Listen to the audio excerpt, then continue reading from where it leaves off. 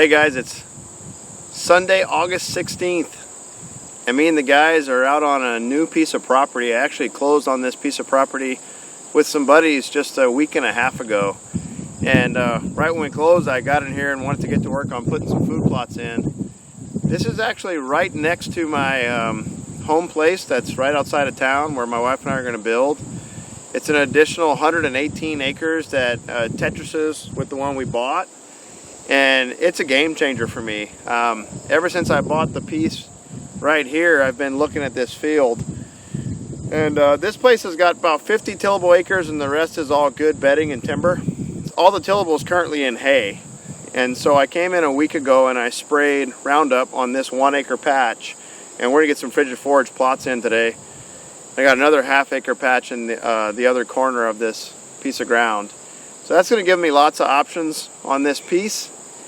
And I'm really looking forward to how this is going to turn out. This is going to set up super well for bow hunting.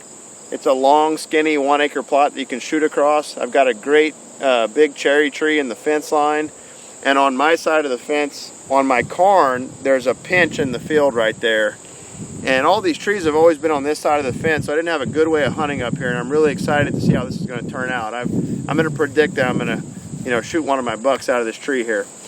So I'm running low on Big and Beastie. I've got about a half acre worth of Big and Beastie left. And then I've got about a half acre worth of Autumn Quick Plot. So I'm going to mix the two together and throw in some pure trophy clover and get this seeded down. A couple things there. Autumn Quick Plot, it has rye in it and brassicas. And normally we try to plant that about Labor Day weekend for an October 1 opener to make sure it's succulent and fresh and attractive to the deer. But all in all, it's going to do well right here. The reason I like to mix in my clover is so that in the spring it's going to jump up fresh clover, and we're going to head start on turning this that's been in grass for 15 years into a nice established food plot.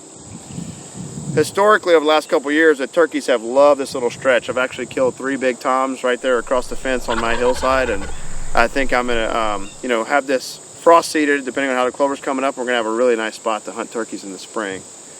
So as you can see, I've got it tilled up. We're going to get it seeded down and packed and move on to the next one.